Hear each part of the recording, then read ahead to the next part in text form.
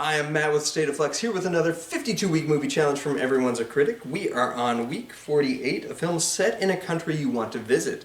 I chose the film Madadayo, released in 1993, aspect ratio 1851, on a runtime of 2 hours and 14 minutes. It is a drama that would be rated PG or PG-13 maybe, starring Tetsuo Matsumura, Hashimi Egawa, George Takaru, Masayumi Yu, and Kyoko Kagawa, directed by Akira Kurasawa, written by Akira Kurasawa with an uncredited rewrite by Ishiro Honda, who also did some uncredited directorial work, both of them their final film.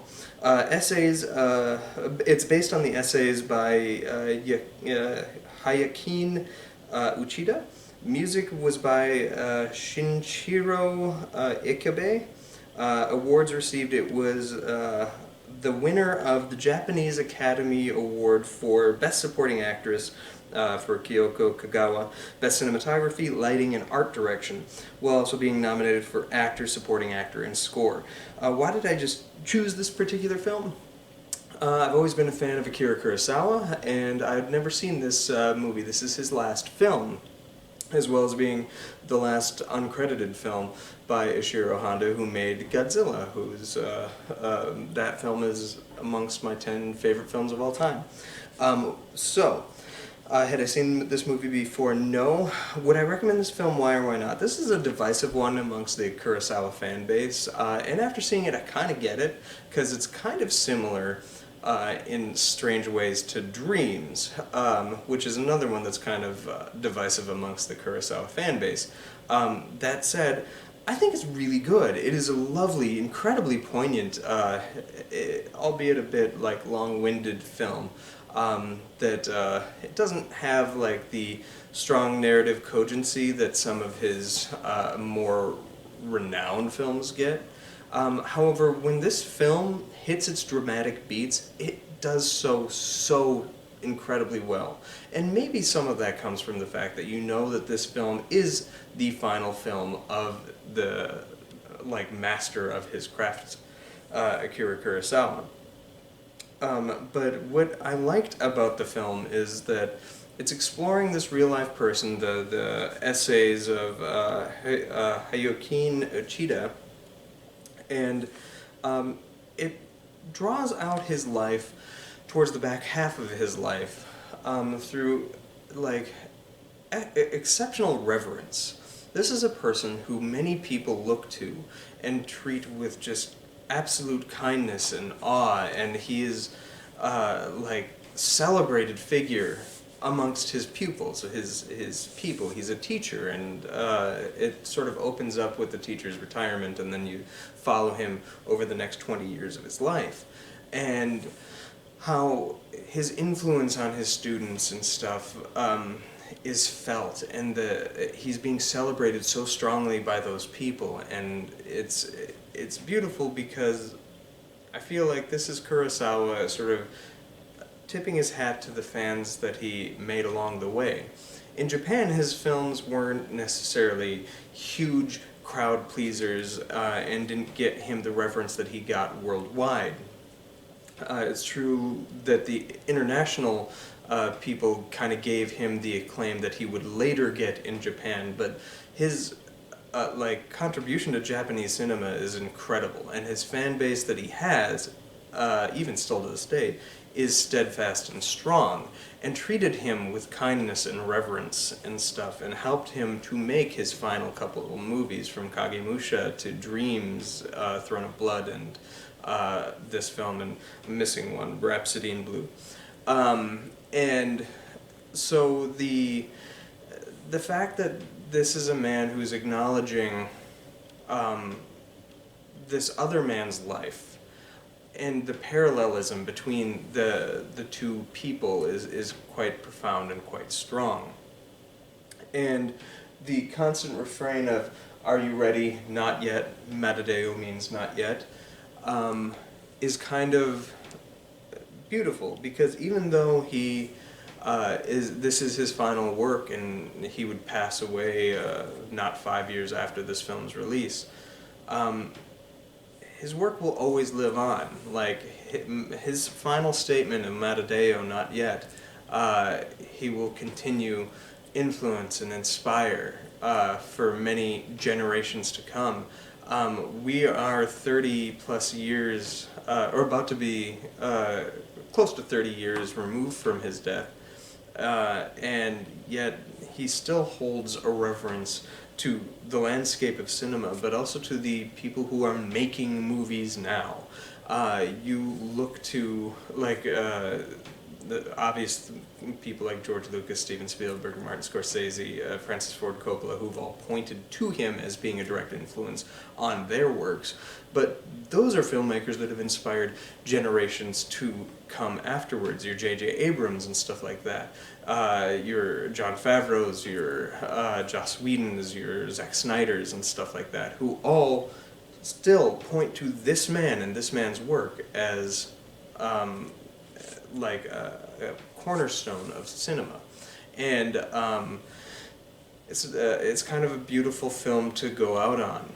It does get long-winded, especially in the middle. There is a lot of stuff going on with cats that I don't necessarily think needs to be there. However, that takes up a good 40 minutes of the movie, so if you lift that out, you're left with like hour, 10 hour, 20-minute movie, and that's kind of not really a movie. However, I do feel like that would make the movie a little stronger.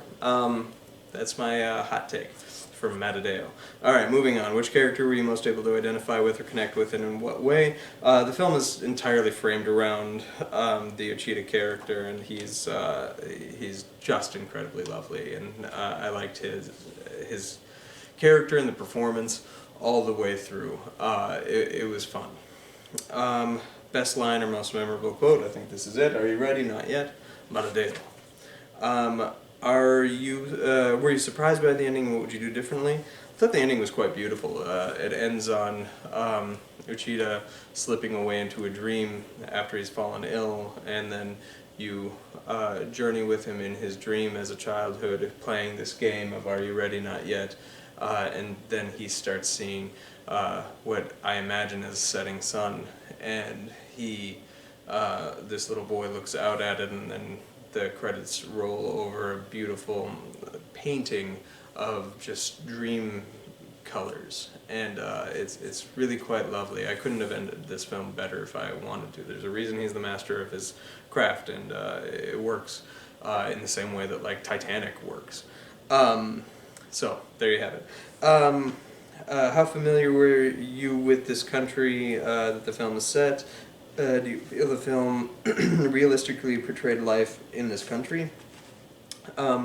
Yeah, I've been a huge fan of Japanese cinema, and it's my love of Japanese cinema that has made me always want to go to Japan. It's one of my life dreams, is to go to Japan and see some of the places where these things were filmed.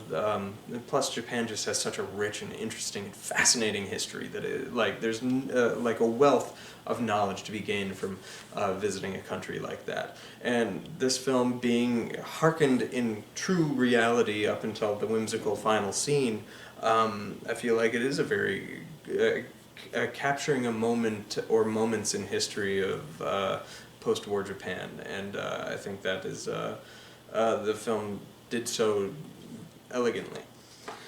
Anything else I would like to add? I compared this earlier to Akira Kurosawa's Dreams, and I want to justify that a little more. This is basically a lift of various essays that Uchida wrote and whatnot, so there's not necessarily a strong linear structure to the film. There is a linear progression to it. It travels linearly through time, but you're just kind of weaving into moments rather than having like a structured story. And I feel like this continued on the same methodology of filmmaking that Kurosawa had captured and established with Dreams, which is kind of unique to that film.